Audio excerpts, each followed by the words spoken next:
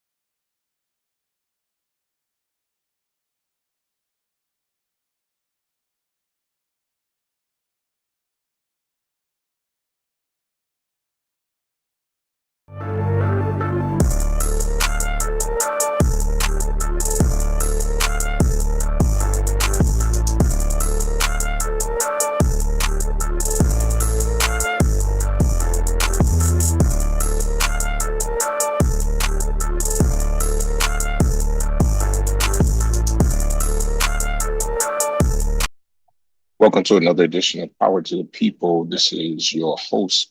So glad to be with you in Buffalo, Atlanta, and all over our streaming audience.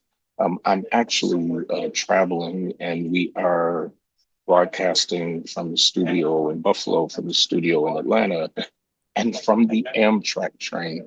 I'm on my way back from Albany, New York.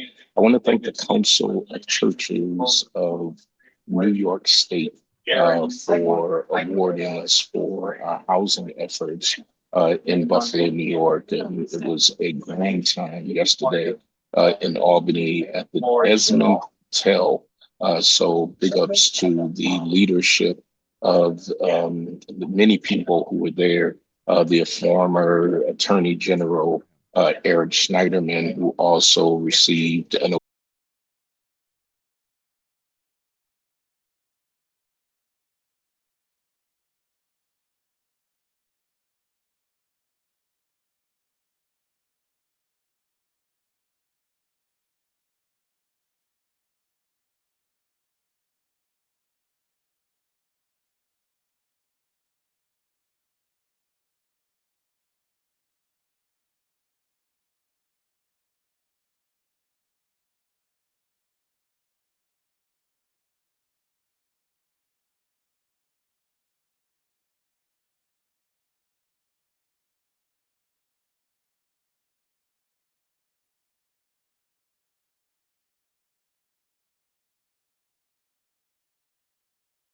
Signal check, check, check, check.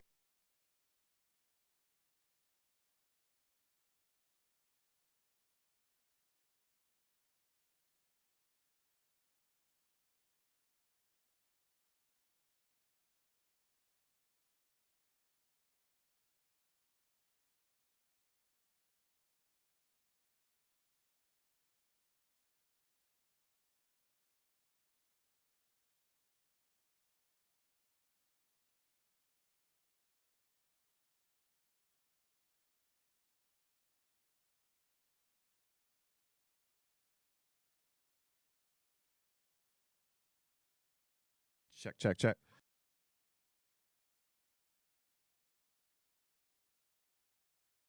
back live again, and sorry for the glitch. We had a little power outage, so let somebody know that we are back. We're back in both in all of our platforms. So listen, let me get to it. And if you haven't noticed in the background, I am riding a train back to Buffalo from Amtrak. For those of you in Buffalo, I mean on Amtrak from Albany, there is no direct flight from Buffalo to Albany, which when I came up Mm-hmm. to Albany for this award by the New York State Council of Churches, we had to fly into Dulles and then from Dulles into Albany. So instead of doing that backwards and then going through TSA and all of that, we just decided to hop on one of my favorite modes of transportation for the Albany Buffalo trip, and that's on Amtrak. But it's packed because of what's going on in Buffalo today with Paul McCartney and something at Shays. And so it's a lot of people coming from the New York City region and Albany to Buffalo tonight. So hotels are sold out and all of that. So that's what's happening. I know we got India Walton in the studio today, so she's going to be talking in next few minutes about her and Mark are going to be having a conversation, but I wanted to get on a lot happening at home in Buffalo. One of the things, let me see, that I wanted a little bit to talk about because traveling all over, and I know Buffalo's market I know that it's not as large, and I'm talking about the news market.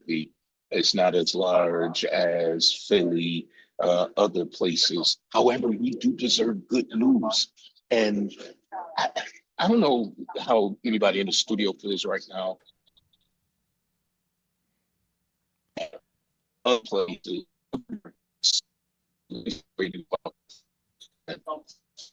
so, So we're losing you a little bit, sir. So, but I think and I think your question at hand is basically about how do we feel about the news we're getting in our local market.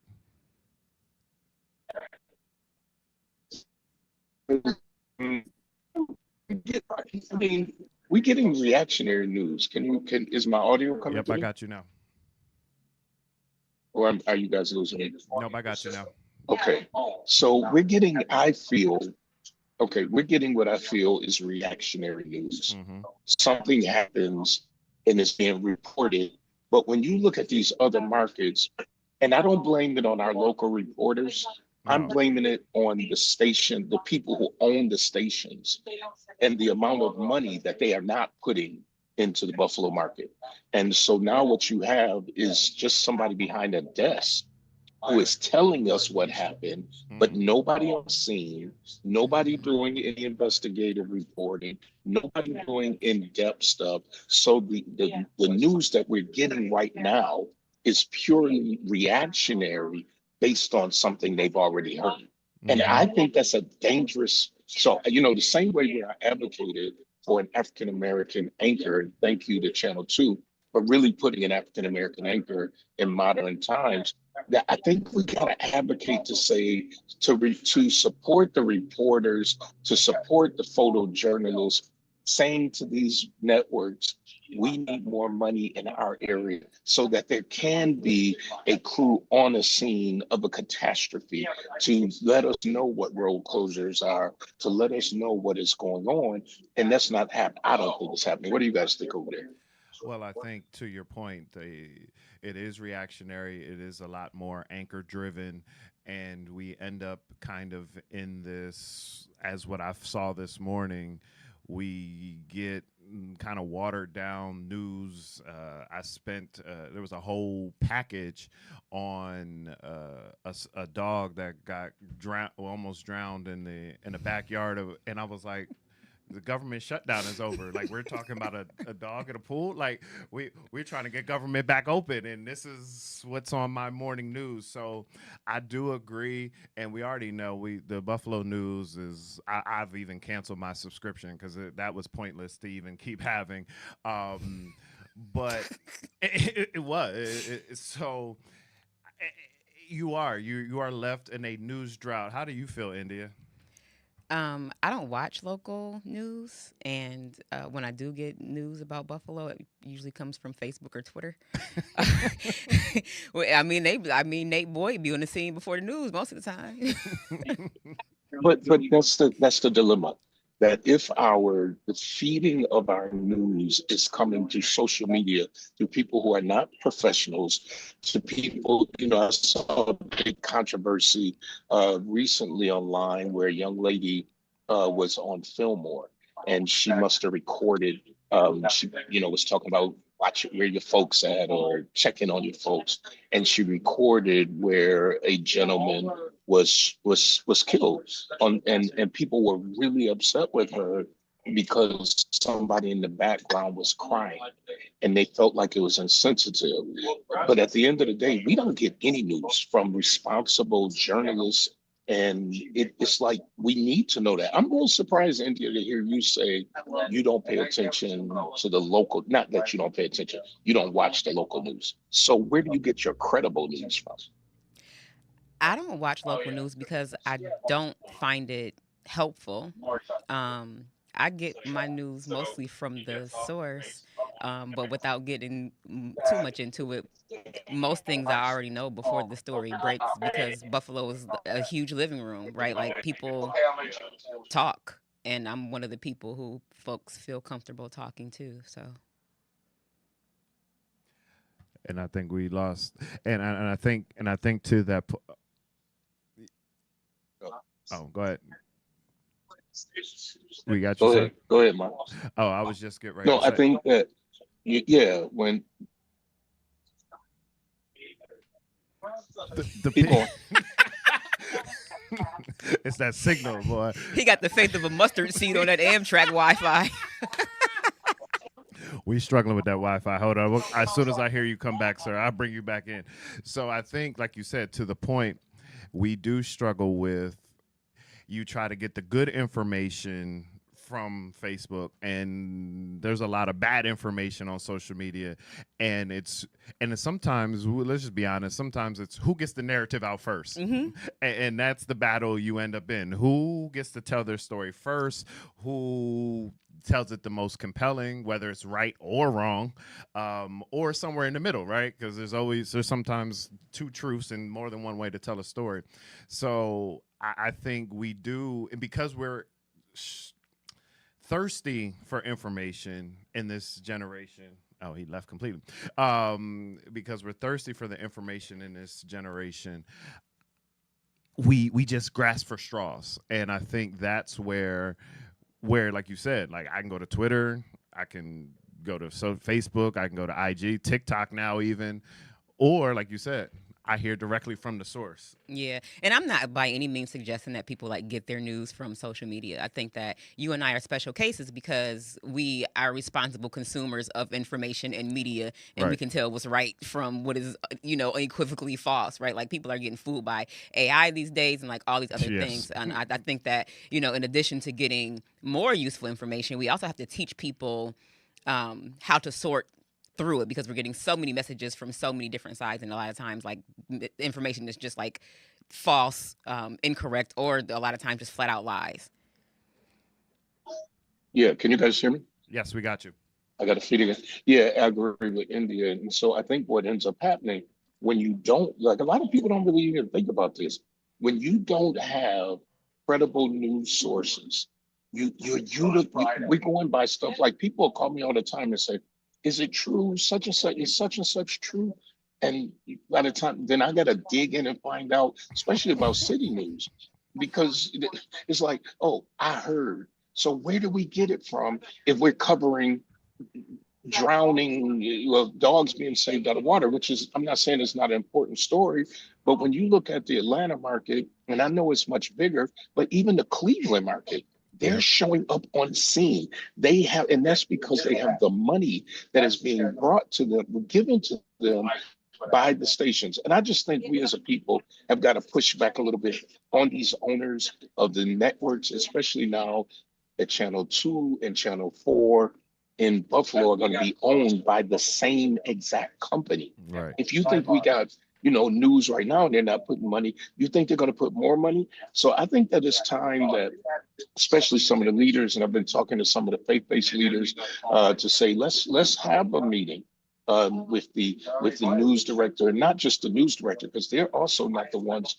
that are funding it, but to request a meeting with those who are in high places for these stations to say, we need our news funded just like everywhere else. Because if I hear one more story about the bill, we cover when the Bills lose a toenail. We cover everything. And I'm a Bills fan.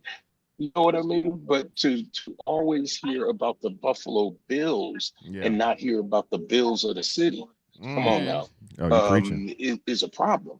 And it's true. So that when you don't have adequate news sources, what happens is people in power are able to get away with a lot, because at the end of the day, and I'm not all for one of the stations that used to always hold in power for people accountable. At least they were holding somebody accountable. And right now,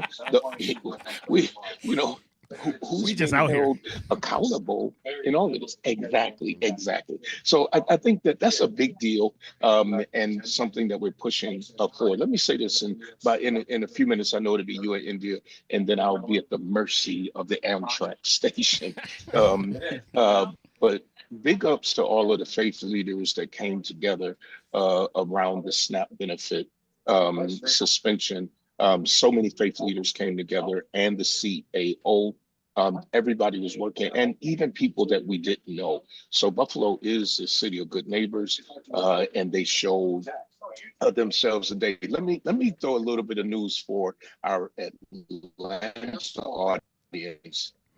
I want to the mayor of Atlanta. Okay, am I start? No, you see me moving already. Yeah. So the mayor of Atlanta is doing so much with trying to get more affordable housing in Atlanta. He's also trying to right now expand some of the routes in Atlanta on the MARTA, which is basically their NFTA. Because I mean the traffic and everything else in Atlanta is so bad. So I say big ups to the mayor who won again by huge numbers, Big numbers. like 89, 90%. Nobody else needed to run in Atlanta against this mayor. He has climbed the ladder in politics, and just doing, obviously, Georgians feel like he is doing a great job for them. But there were some things, for those of our listeners, because, we talk about murder. Another murder in Atlanta, a fatal shooting occurred at the Greenbrier Mall after an argument between strangers. Police found a 28-year-old man with multiple gunshot wounds outside of the mall. And I talked about last week when I was in Atlanta last week and seeing a guy in the Waffle House with a gun, pulling out his gun to show off to what it looked like a new suitor.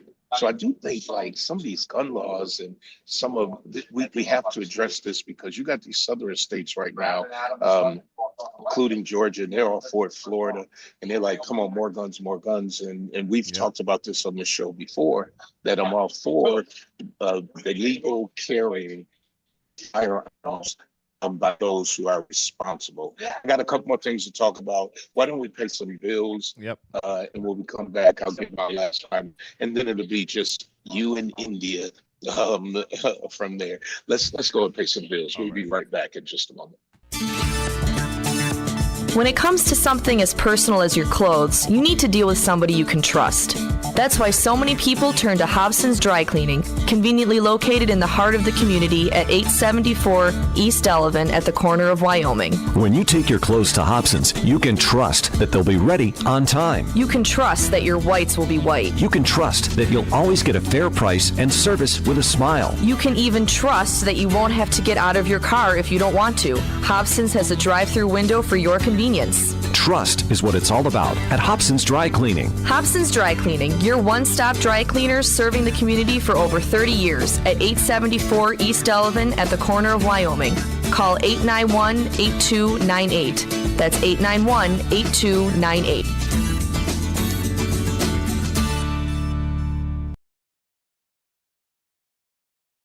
All right, we're back, and to those of our audience in Atlanta, matter of fact, I was talking to a person on the plane from Atlanta, and they're like, "Oh, it's so cold," or on the phone, "Oh, it's so cold in Buffalo," and I'm like, "Don't play. It was cold in Atlanta. We needed winter coats in Atlanta the other day, and in Buffalo, it looks like we're gonna be at 50. I'm looking at the news feed right now, like 50 degrees. Is it like 50 there? Yeah, it's gonna be 50. 6, 7. Yeah. 6, 7. 6, 7. Yeah. 6, 7.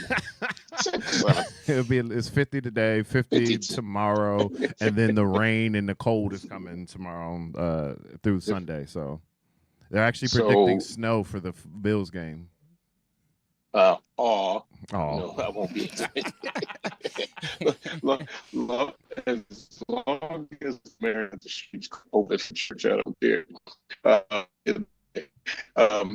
so a lot going on. Big up to the people, and Buffalo's doing this fair share of housing. Now, listen, this is what I want to know, because what do you all think about tiny homes?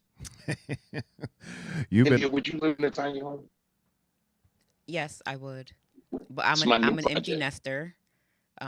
It's just me and my cat, so I could survive in a tiny home. No. I think he completely froze. He didn't even hear your answer. Oh, there he is. Oh, he froze again. Yeah, you're freezing, sir. Hold on. I'm managing the Zoom over here. So you're freezing, sir. So once I hear you come back clear audio, I'll bring you back in. So it's just you and your cat, so you can do a tiny home. Yeah, I probably could do a tiny home. I could do a tiny home. It's so efficient. It is like you once you know how to manage your space and you realize you don't need half the stuff that you have, then you're like, yeah, I can do this. And somebody like you that's getting people elected all over the country probably doesn't need a lot of space anyway.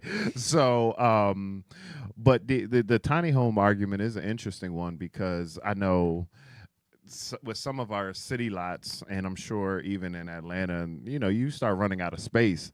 So you have to be the most efficient with what you do with a city lot in some of these compact areas. I don't, but could you do it if you even had one child with you? Absolutely not. No, I couldn't. I know I couldn't. Children need space. You could if you love that child. Children. You hear what he said? You would have to be really in love with that child to live in a tiny home. You would have to be Listen, I bought a 2-family, Bishop, not for income property, but so them kids could have their own apartment. So wait, you put the kids you put the kids Why downstairs? do you think I got that? Yeah. Oh, Amen. Why do you think I bought that big monstrosity that I live in? Just in case my kids have to come home. I don't want to see them. Do you understand? However, the older I get, I think I can be a minimalist and I think I can survive. And I want you to know I'm working on something for tiny homes in Western New York. It's a niche market, but I think that there is room for tiny homes. Yes. So we're putting together something. You'll hear about it soon, but I wanted to know whether there was actually a market, and I think that there is. Listen, I'm gonna let you guys go before this thing called Amtrak, before we lose signal again. You know what we're talking about.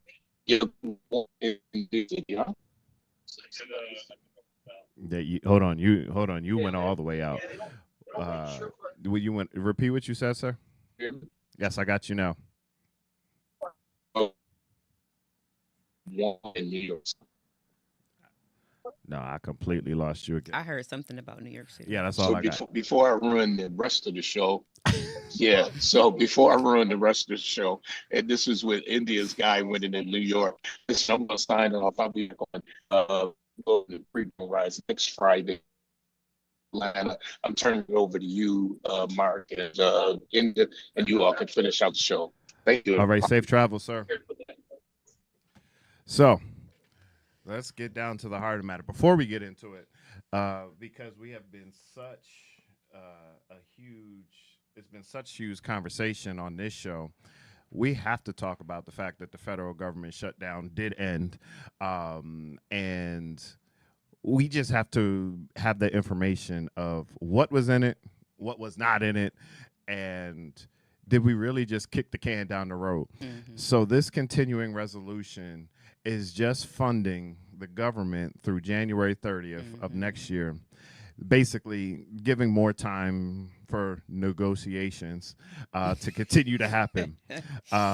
There is the full year funding for the USDA, the FDA, Veteran Affairs, of course, military construction, and legislative branch funding, back pay to federal workers. I guess we don't need that anymore. Back pay to federal workers.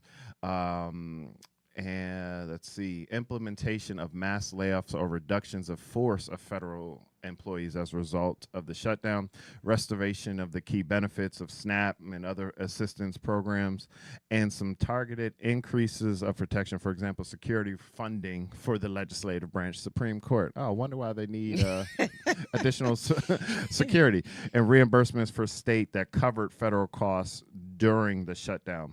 What it does not cover, this deal does not extend the enhanced tax credits under the Affordable Care Act for low-income Americans. That subsidy is still scheduled to expire December 31st. And that's, again, this is part of what Democrats were holding out for. And it doesn't fully reform all of the issues raised by the shutdown. For example, procedures of future funding gaps, executive withholding of funds, and the like. India, what did you, as you know, he sat in the Oval, our president, the country's president sat in the Oval amongst all of his clear colleagues. What were you going through? What was your immediate thought when you were like, because you know it was breaking news for everybody. Government's back open. What was your initial thoughts? How weak? How weak? And it was like, okay, election day is over. Right? Like back to the status quo. And I think for me, I've been saying for many years that a lot of our Democrats who are elected are the same sides of our different side of the same coin as the GOP, right? The people who are being served are millionaires, billionaires, corporations, and lobbies. Yeah. I don't know if you so we talked about that we talked about the other week with the shutdown and with SNAP going away, of the worth of some of our senators, up to billions of dollars down to a few million. So they're not affected, but they also were still getting paid, while everyone now is trying to figure out what we're getting ready to do. And as our Darius Pridgen said, everyone started mobilizing, which is not necessarily even a bad thing either, right? I think we do all need the practice in mobilizing at the drop of a dime, because we do not know what this next 3 years is going to look like.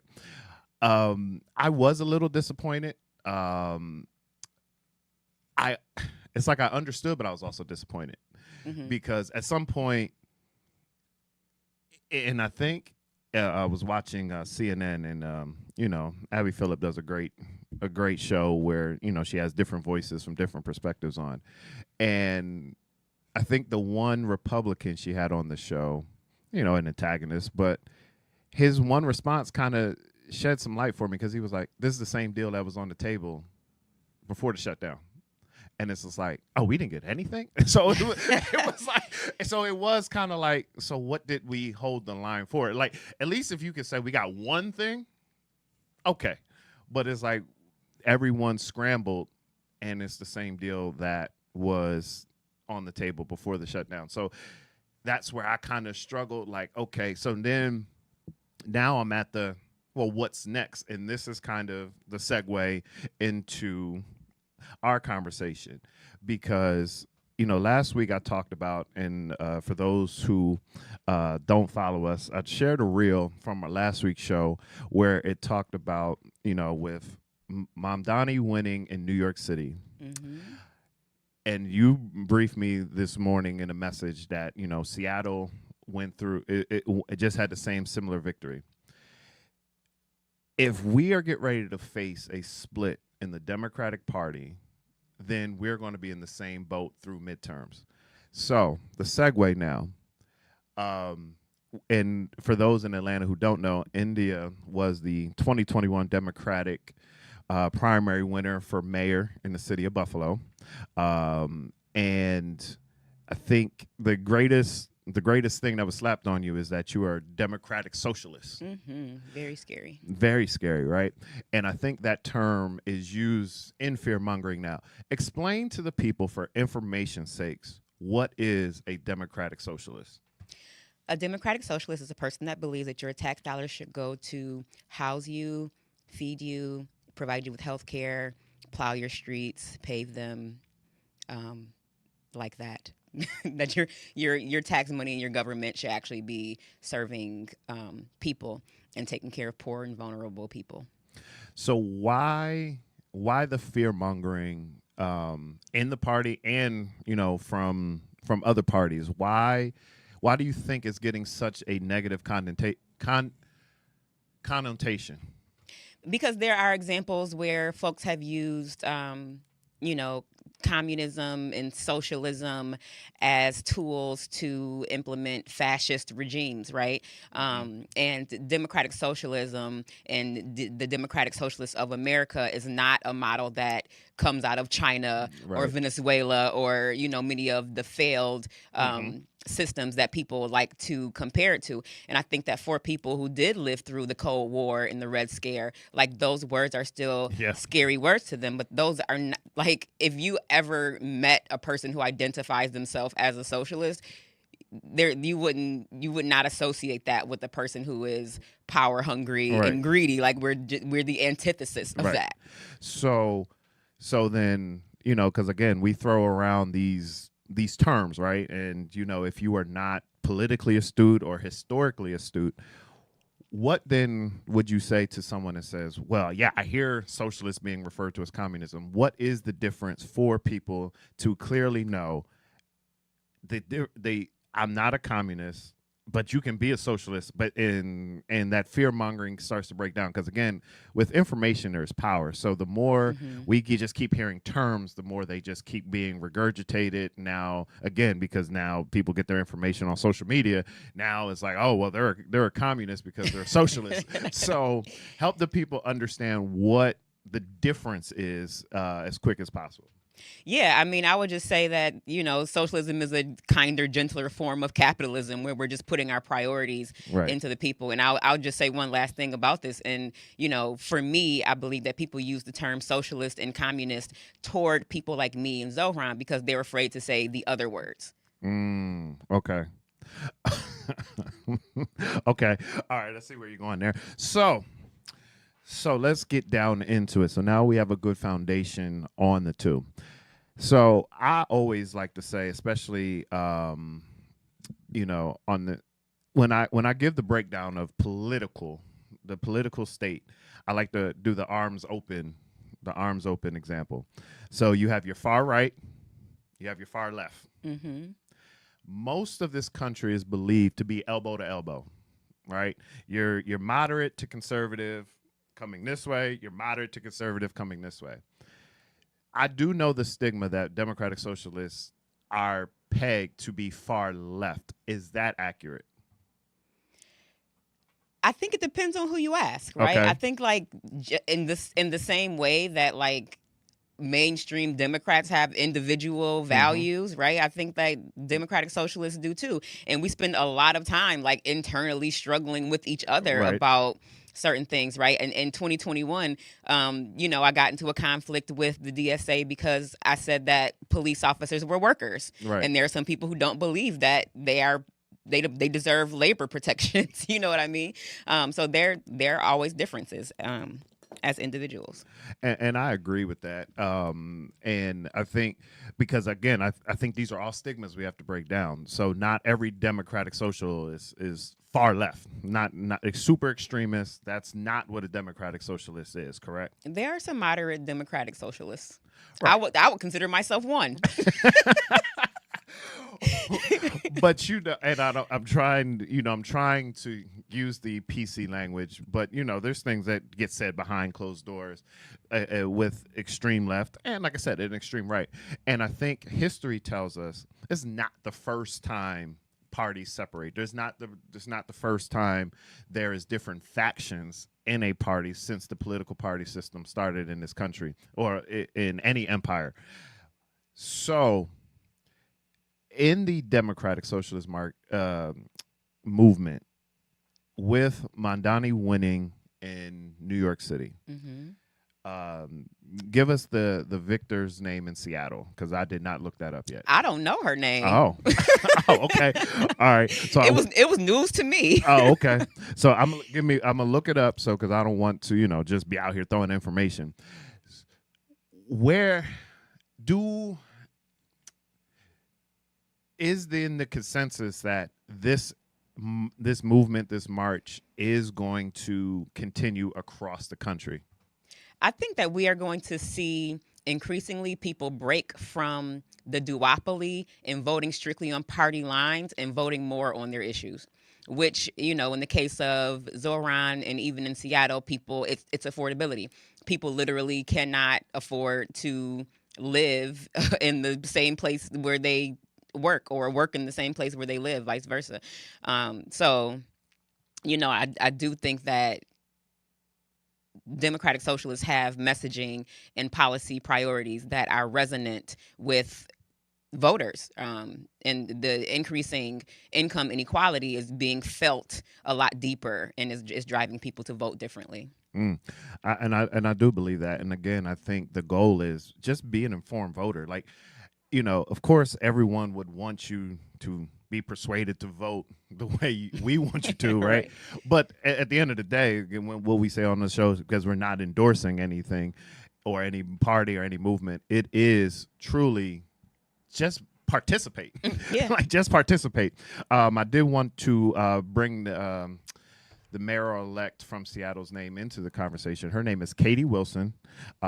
She won this past Tuesday. It was a tight race, apparently. Oh yeah, She won by like 2,000 votes. yeah. It was 50% to 49%. Yeah, and he didn't. And I guess the reason why it was I feel like it was hush hush is the incumbent didn't concede until yesterday. So this went on for almost a week after Election Day. But according to sources, the race reflected shifting dynamics in Seattle's politics because Wilson ran on a more progressive platform, using with some of the language you used, focusing on housing affordability, homelessness, transit, taxing the wealth, versus the incumbent's more moderate center-left resume. So I think that's where I was speaking of when it comes to where this country goes with leadership. Where the Democratic Party goes with leadership specifically, because if we have the most recent example I always think about is the Republican Party with the Tea Party. Mm-hmm. And we saw how the extreme right Tea Party and the moderate to conservative Republican Party, they ended up in a feud, to the point the Speaker Boehner was like, you know what? I see the writing on the wall. I met the Pope. I'm out. I'm gone. Like, I don't want nothing to do with this split. I don't want to be the leader. And he walked away. And I think, and now I don't know if that's a good leader or a bad leader. And I'm not casting that opinion. I'm saying I think if we don't handle this next year right, we're going to be back in a similar kind of state where we're just in a room pointing and yelling at each other, and then we don't get anything out the midterm elections. Okay. You're in some of those rooms. Go ahead. You have the floor. You're in some of these rooms having some of these conversations. I'm just a bystander now. So what is the feel? Like, what is the vibe going on? Like I said, you just came back from New York City and celebrated that victory. So what is the vibe? What is the energy? What is the feeling with the Democratic Party on a national level? I think in a lot of ways we are still trying to figure that out. And I'll say this. So the difference really, the Tea Party and the mainstream Republicans at some point got into a room and they were like, okay, well, we're getting more people with this message, so we're just gonna flip this way, right? And I think that Democrats need not be afraid of that with the Democratic Socialists, because we're not racist, bigots, and oppressors, right? And the thing that we're fighting for is to create equity in our communities, to house people, feed people, give people health care. And like, that's not an evil mission. And I think, it will behoove them to spend less time punching down on progressives and lifting us up and bringing us in closer to the party. They have a stronger backbone when it comes to standing up to a progressive than they do to stand up to the GOP. And I would say, and I think there is a groundswell of Democrats that would agree. I think when you look at some things, we end up doing better in fighting. And I'm sure, I don't run in a lot of Republican circles, so I know Republicans, but I don't run in the circle. And they probably have the same thing. I think they do a better job of keeping it contained. And and to the point, I think, and I know this might be controversial, I think there's more regular Republicans than MAGA Republicans. I consider MAGA Republicans the far right now. And it's because MAGA is controlling the White House. He's running the party. And I think when those that try to break and be normal, as I call it, now it's like, oh, we're not supporting you. We're not, the MAGA folks aren't coming out for you. And we saw that with what was the governor race of Virginia? In Virginia. That was ridiculous. Yeah. They was like, everyone can be MAGA except you, Winsome. Except you. So like how do you? It was like, yeah, we don't take them in your flavor. Yeah, no. Chocolate what? And so now it's so I do think that now you have, and like I said last week, you have Marjorie Taylor Greene sounding like the sane one in the in the Republican Party. This is how you know that and there's little leaks like that. And, I know they said now there's certain Republicans that are coming out against Trump's immigration policy and things like that. But they not get ready to go up against 1600 Pennsylvania Avenue or Mar-a-Lago. So now flipping it back to us, and when we had Congressman Kennedy here, I asked him, and I've been saying this, once November 4th happened, we are on a path to midterms elections. And the focus should be on who is the best candidate, who for the district. And I think because in some districts, right, some candidates might not fly. But even what you explained today, I think generally we all want the same thing. Absolutely. And I think that's where, again, who gets their story out the best, who gets the story out the most. And I think even in New York City, I think when I hear even pundits talk about the race, even before Election Day, matter of fact, former Mayor de Blasio was on TV and he said, well, Mamdani will probably win this because of the amount of people that were volunteering. 90,000 people. So 90,000 people. Yes. So 90,000 people will help you get your message out. so let's just, and I think that's the kind of effort, that's the kind of movement. The goal of this country was always wanted to be kind of on grassroots. Now, we always had our elitists, right? If you haven't watched the show, I'm in this U.S. history class, so all this stuff is fresh. So you always had the Federalists, and they were the elite. They wanted to keep it with the rich. They wanted to keep power with the rich. That's why stuff was dealt with property owners, because they felt like they were the only ones that should have a say in how this country operates, right? But then you put in there for the South, hey, but we want more power, so we want to count slaves as 3/5 of a man. Yep. But we still don't give them the right to vote. We just want they part of their body counted. So you always had an elite group.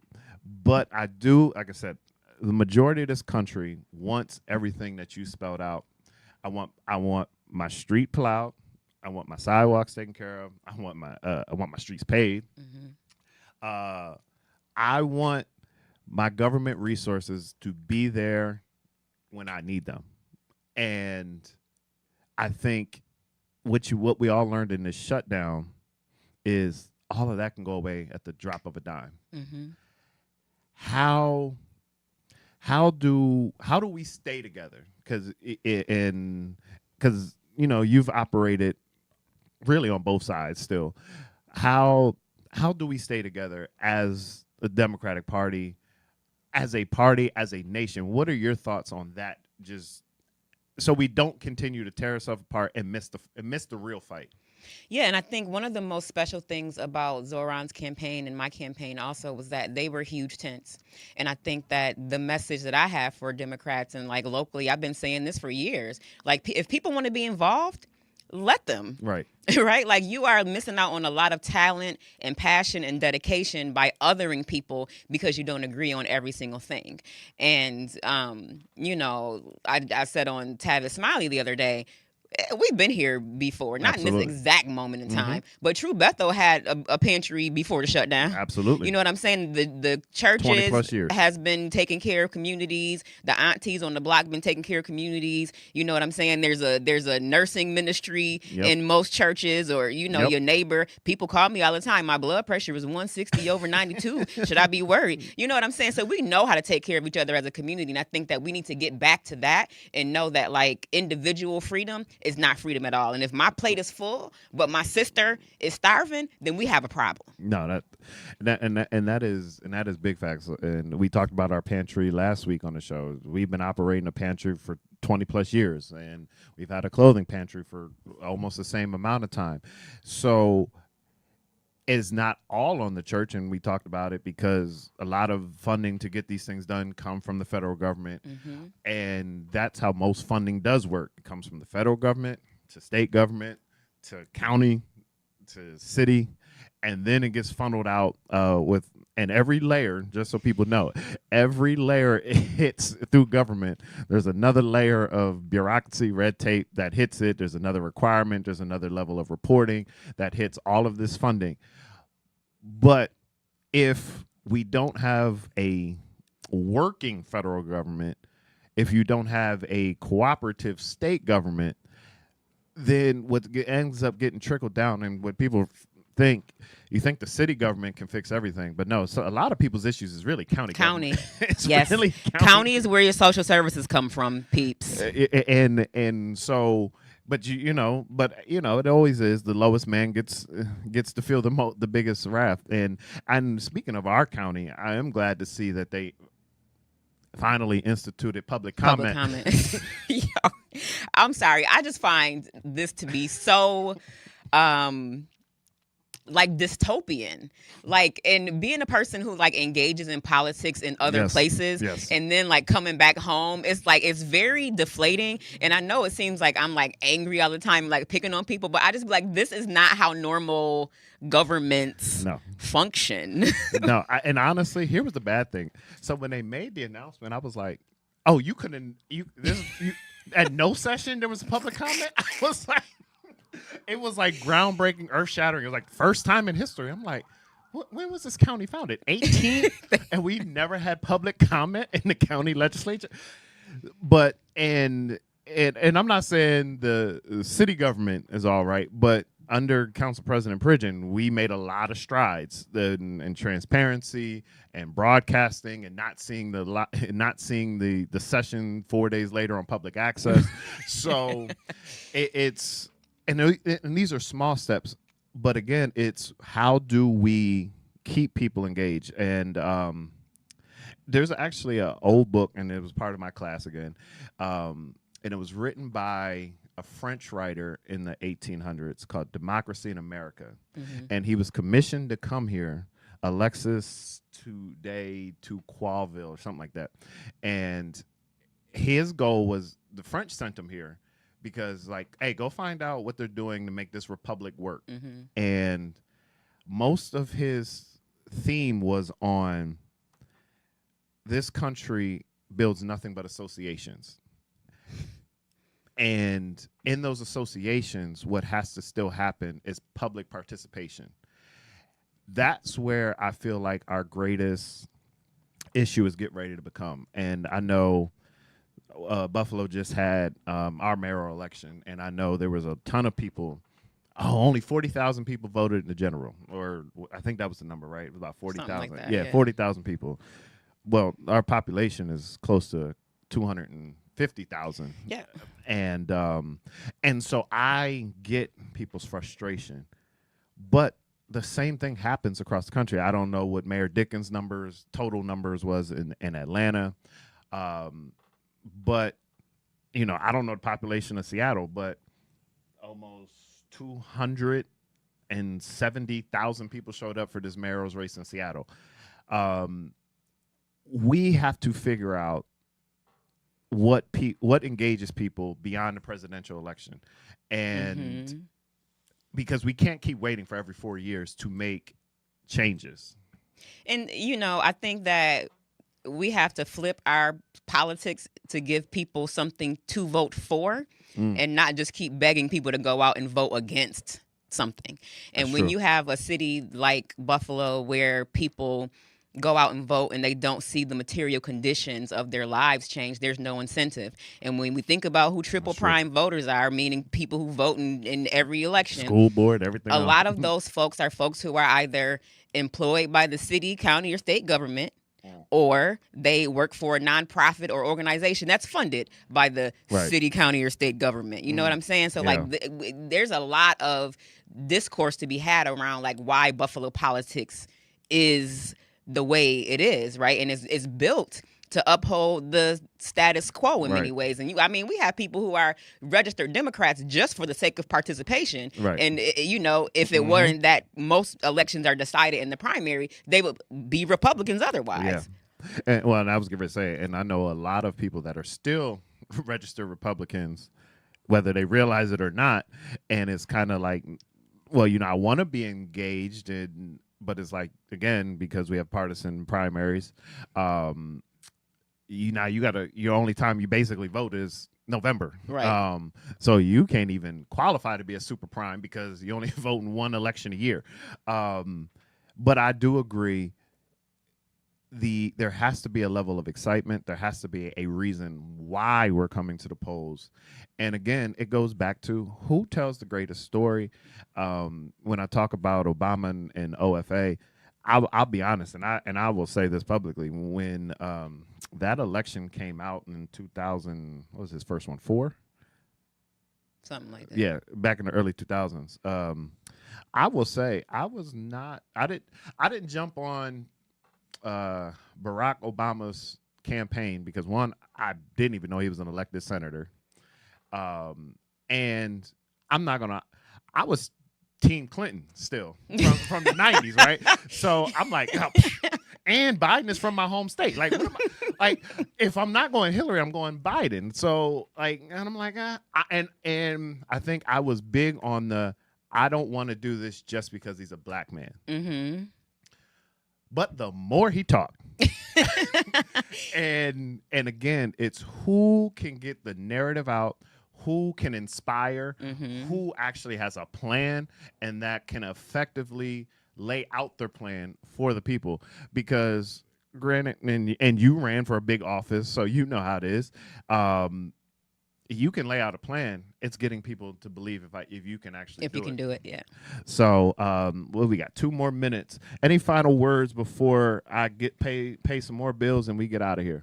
Final words are just be engaged, get involved, educate yourselves, and take care of each other. That's my biggest thing. Is like, let's go find love and joy and keep just being kind to each other. It's going to be a long 3 years. It is definitely going to be a long 3 years. And I think to that point, as we always say on the show, fight the issue, not the person. Because what you may disagree about a position or a stance, we may agree on 9 other things. So don't kill the person because you disagree with one issue. Just disagree on the one issue, and then when it's time to come together on something else, that's right. Let's all come together. This show is sponsored by Hobson's the Doctor Dry Cleaning. I just dropped off some stuff over there today. So if you have clothes, coats, sneakers, hats, drop over at Hobson's the Doctor Dry Clean, 874 East Delavan.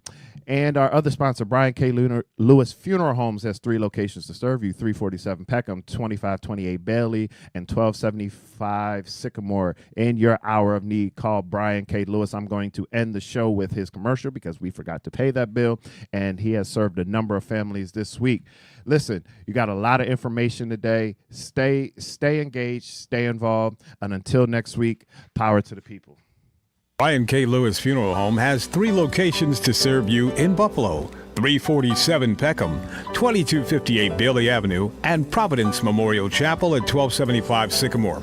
Brian K. Lewis Funeral Homes offers traditional services, and they have services for all faiths.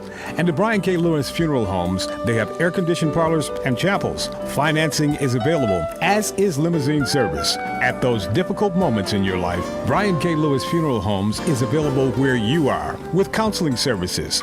Call toll-free 877-885-7734. That's 877-885-7734. Or locally 845-5545. Brian K. Lewis Funeral Homes. We are here to serve you, here to serve this present age. Call today, toll-free 877-885-7734. Or email info@brianklewisfuneralhome.com.